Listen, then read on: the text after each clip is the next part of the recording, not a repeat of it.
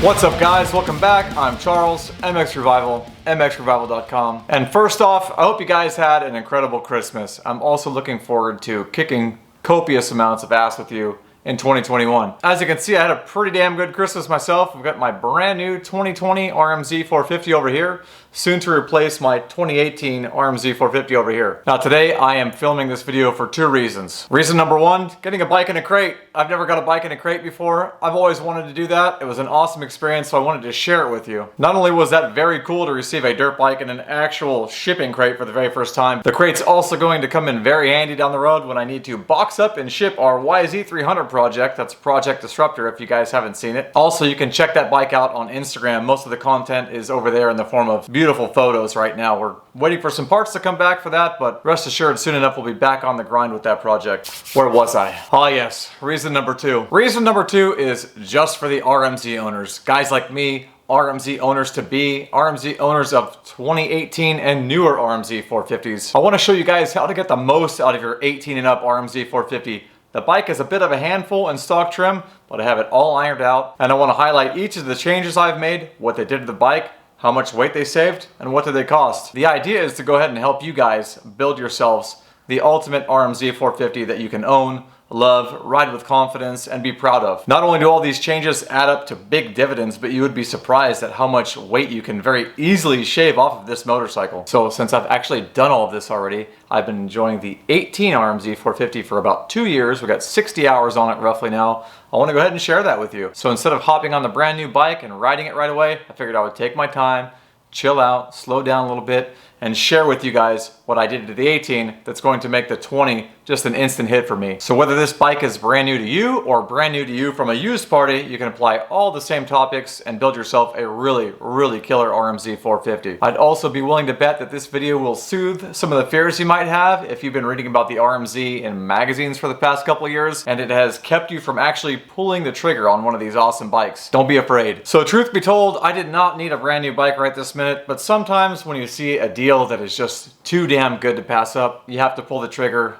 That's what happened here. This bike was $7,400 and a couple of cents out the door. It's ridiculous. I mean, new bikes, new 450s especially, are over $12,000 right now. We're in the times of the Rona. You guys all know what I'm talking about. Price gouging, used bike price gouging, inventory, price gouging because of inventory right now is at an all-time high. Everything from dirt bikes to real estate, as you may have noticed. So when I saw this deal, I went ahead and took advantage of it. And good deals aside, there is actually a higher purpose down the road for why this bike came a little early. We'll get into that later. I'm not quite ready to go through that undertaking. I have a few other projects to get to and get through before we go there, but I promise you, it's going to be amazing. Okay, so here's the bad news about the RMZ 450.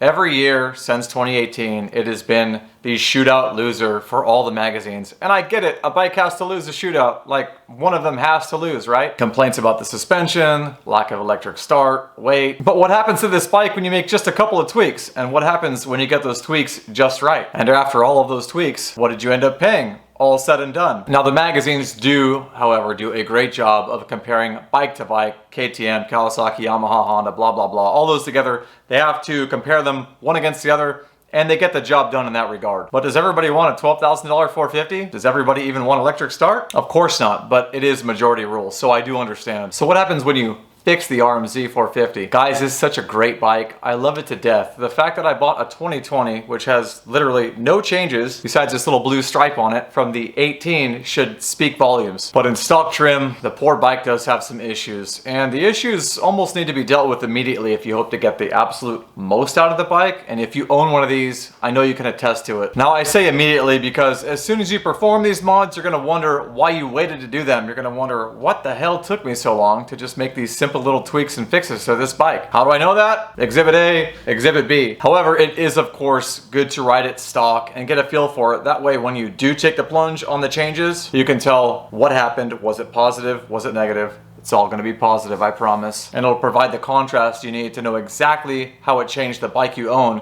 into a much better bike that you own. It's kind of like that saying, if you didn't have bad days, you'd never know what a good day was. And I definitely had a couple of those bad days early on, but they're all good now. I've spent a good amount of money getting this 18 dialed in right where I like it, and now the bike behaves perfectly, predictably, plenty of power, extremely comfortable. It's now right in line with the reputation it has for great handling. In other words, exactly what you expect when you buy a Suzuki in the first place. And straight up, I love this bike. I come in the shop, I geek out on it. I sit there and stare at it. I love the way it looks. It's just been an amazing machine. All right, so what are the mods we're gonna cover in this next installment of videos on the RMZ450? Step one, the very first thing you need to do to your bike, be it an RMZ450 or any other brand, you can go ahead and check that out right here. That is square one for any bike. And of course, I filmed it using the beautiful 2018 RMZ450 you see behind me here. We're gonna cover the price, how much the bike costs out the door, what do the mods cost, and in the end, what was your total spend versus another brand bike, for example. Now this is the big one, balancing the RMZ450 and dealing with the dreaded BFRC rear shock. It was new in 2018.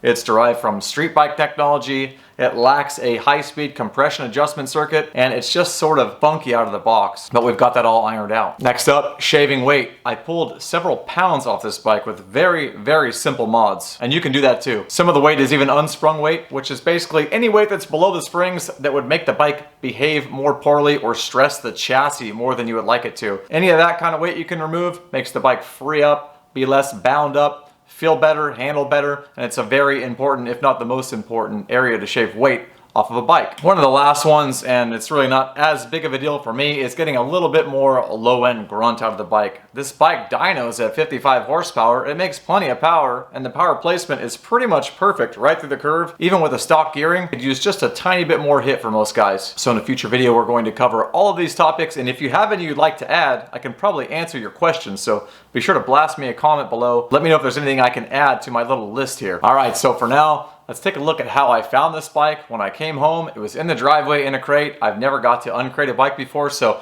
I went ahead and strapped on the GoPro. I wanted to share that with you, and I hope you enjoy that freshie feeling with me.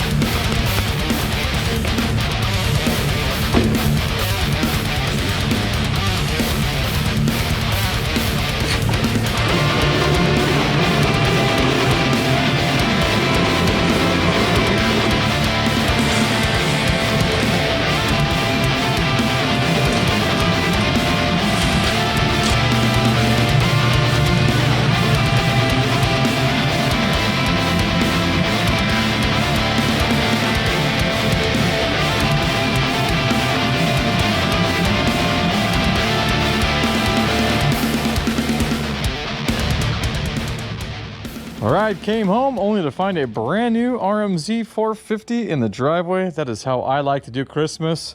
This is the brand new 450 for myself.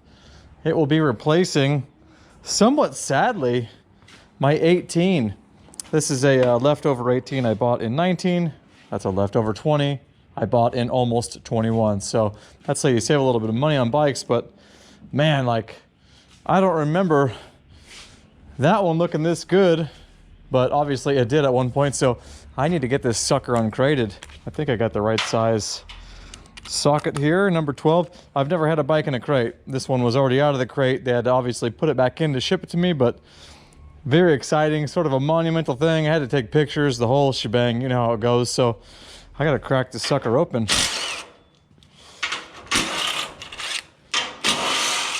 This was my first time shipping a bike cross country too, basically. This one came from Oklahoma, so that also gets the learning curve out of the way for the 300 going back to Pennsylvania. So very cool.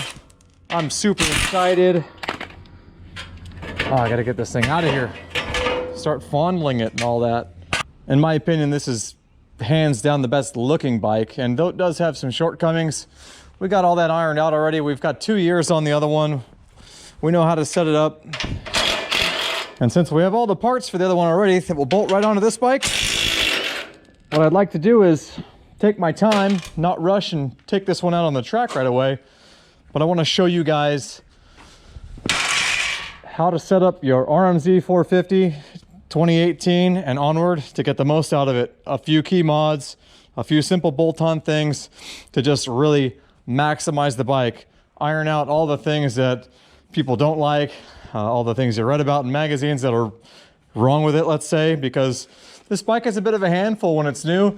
It's not the best handling, and you know, people think the best handling bike, they think Suzuki, but really it's maybe more the best turning rather than overall handling. So some of these mods, actually the combination of these mods were perfect to settle the bike down, balance it out, be able to get confident and go fast on it, as well as shave actually quite a bit of weight. So we're gonna go through that. We're gonna take everything I learned from here, we're gonna bust out the scale. I'm gonna show you the difference in weight between things like exhaust, engine mounts, different tires, what the lowering link does, and we're gonna go ahead and build this bike all over again on a low scale, just so I can show you guys the best way to get the most out of your RMZ. So if you're struggling with that bike and you want it to feel like the way I rave about this one, which I absolutely love, it's perfect for me, then we're gonna go ahead and do that. Let's go ahead and just call this video part 1 in the Ultimate Mortal Man's RMZ video series. How about that? I think that's it. All right, I'm just gonna go ahead and lift the front end and try and wheel it over to that stand, or you know what I'll do? I'll pivot it over to that stand. Oh, don't drop it. Go ahead and make a little room for that front disc. 10 millimeter, yes indeed.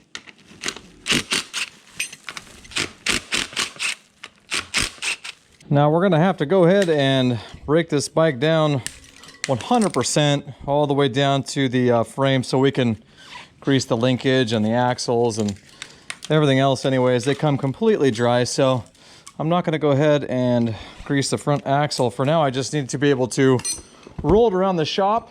And if you guys are interested in learning how to completely tear the whole bike down, grease every pivot point on it, as well as a bunch of really cool tips and tricks I've learned over the years, go ahead and check out the video that's in the top corner of your screen. It is a step-by-step how to be a bad mofo when you grease your bike, and I actually did it on the 18 RMZ that this bike is replacing, so hopefully you enjoy that. Thanks for watching. We are one step closer to rolling this freshie around the shop. Got zip ties coming out of my ass on this thing. There we go. More 10 millis. Man, just everything is just so pristine, brand new. Little dust from the transport, but no wrench marks. Beautiful.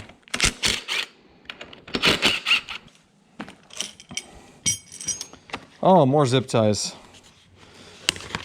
What a lovely surprise. Now, honestly though, the guys at Maxie's Motorsports in Oklahoma did a killer job. This bike was already out of the crate on the showroom floor when I found it on the internet, so I actually had to crate it all back up.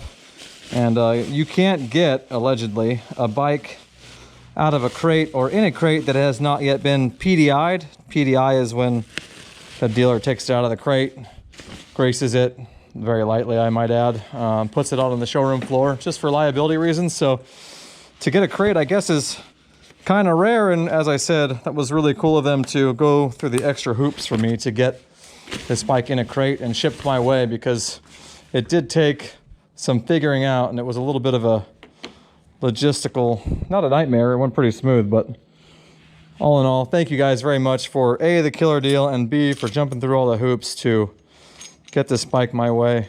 And you know what else is cool about getting a duplicate RMZ is I already know exactly where I like these bars. So again, we're not going to go super precise on round 1 here, because we need to break the bike all the way back down and grease it, as I stated already. So just getting it ready to roll pretty much right now. I mean, that's roll ready. We're going to put the fender on. God damn, looks good. So happy. Nothing like getting a new bike. It just really is no other feeling. These cup washers go in the top. If you aren't familiar with what the hell they are, they keep the bolts from crushing the fender when they're tightened. All right. Cables are where they go. Yep. What a cutie.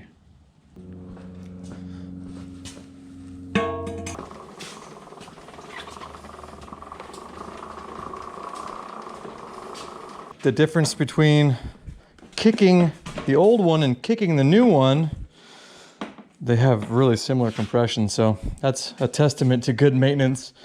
This thing's got 60 hours on it now. Cool to see a pair of them. Awesome. Ah, so sick. I've never had a bike in a crate. That was one of the coolest moments. I'll never forget it. Took a shitload of pictures of it, of course, because I had to throw something on Instagram about that. So head on over there if you want to see some more stills of this bike in the crate. And I'm super pumped to help you guys dial in your RMZ450s. If you have no problems with the way yours was stock, even better. But as you progress and you get better on it and you start getting faster, you're going to start to notice that the bike is sort of bound up, a little bit unpredictable, kind of sketchy at speed, and it just needs some help. So I want you to know there's more in the bike and level this thing out. You can spend a couple bucks in a few key areas and really maximize this bike. And I haven't even hit the ceiling yet. I haven't tried the RMZ450 shock. I haven't remapped the ignition. So there's still room for me to make this better. And I'm sure that I will. Guys, if you could like and subscribe, it would mean the world to me. Smash the hell out of that like button. I've got so much more moto content coming. The channel is growing. Thanks to you. I really do sincerely appreciate it. It's quite the feeling, so thank you very much. So go ahead and check out video number 1. It's in the comments below. Here's another card, and in a few seconds, you'll be able to click on the video at the end of this one. Remember, it is very important and square one to this entire process. I hope you guys enjoy it, have fun, and I will see you in the next video.